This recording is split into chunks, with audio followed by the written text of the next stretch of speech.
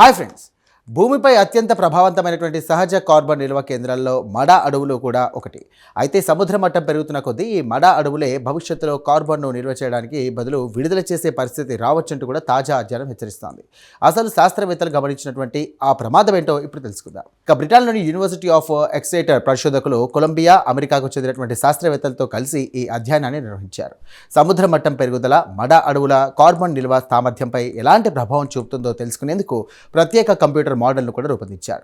ఇక ఈ పరిశోధన ఫలితాలు ఎర్త్ ఫ్యూచర్ అనే జర్నల్లో ప్రచురితమయ్యాయి. ప్రపంచ ఉపరితలంలో మడ అడవులు 1% కంటే తక్కువ ప్రాంతాన్ని మాత్రమే ఆక్రమించి ఉన్నప్పటికీ సముద్ర పర్యావరణ వ్యవస్థలో నిల్వ ఉన్నటువంటి మొత్తం కార్బన్లో సుమారు 15% వాటి వద్దే ఉంటుంది. ముఖ్యంగా చెట్ల కింద ఉండే మట్టిలో భారీ మొత్తంలో కార్బన్ నిల్వ అవుతుంది. అందుకే వాతావరణ మార్పులను కూడా తగ్గించడంలో మడ అడవులు కీలక పాత్ర పోషిస్తున్నాయి. గతంలో కొన్ని అధ్యయనాలు సముద్ర మట్టం పెరిగితే గనక మడ అడవుల్లో కార్బన్ నిల్వలు మరింత పెరిగే అవకాశం ఉందంటూ కూడా సూచించాయి.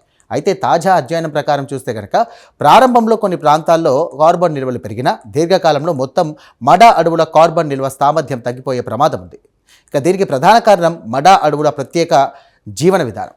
ఈ చెట్ల సముద్రపు అలలతో కొంతసేపు మునిగిపోవడాన్ని తట్టుకోగలవు, కానీ నీటిలో మునిగే సమయం మరీ ఎక్కువైతే కనుక పరిస్థితి మారిపోతుంది. అప్పుడు చెట్లు క్రమంగా చనిపోవడం ప్రారంభమవుతుంది.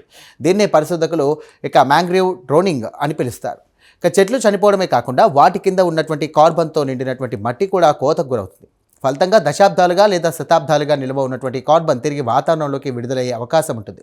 దీంతో ఇప్పటి వరకు కార్బన్ను నిల్వ చేస్తున్నటువంటి ప్రాంతాలే భవిష్యత్తులో కార్బన్ విడుదల చేసే ప్రాంతాలుగా మారే ప్రమాదం ఉందని శాస్త్రవేత్తలు హెచ్చరిస్తున్నారు.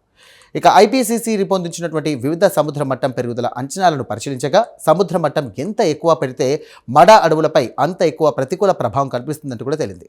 అంతేకాదు, మడ అడవులు కేవలం కార్బన్ నిల్వ కేంద్రాలు మాత్రమే కాదు, తుఫాన్ల నుండి తీర ప్రాంతాలను రక్షించడం, చేపలు మరియు ఇతర జీవులకు కూడా ఆశ్రయం కల్పించడం, ఇక తీర ప్రాంత ప్రజలకు జీవనోపాధి తోడ్పడడం వంటి కీలక సేవలు కూడా అందిస్తాయి. చూసారుగా, వాతావరణ మార్పుల ప్రభావం కేవలం ఉష్ణోగ్రతల పెరుగుదలతో మాత్రమే పరిమితం కాదని, అది భూమిపై అత్యంత విలువైన సహజ కార్బన్ నిల్వ వ్యవస్థలని ప్రభావితం చేసే స్థాయికి చేరుకుంటోందని ఈ అధ్యయనం సూచిస్తోంది.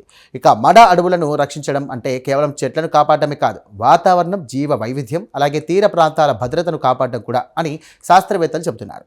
మరి ఈ ప్రత్యేక కథనంపై మీ అభిప్రాయాలను కామెంట్ ద్వారా తెలియజేయండి. ఇక ఇలాంటి కథనాల కోసం వీడియోను వెంటనే లైక్ చేయండి. ఇక మా ఛానల్ను సబ్స్క్రైబ్ చేసుకోండి. Thank you.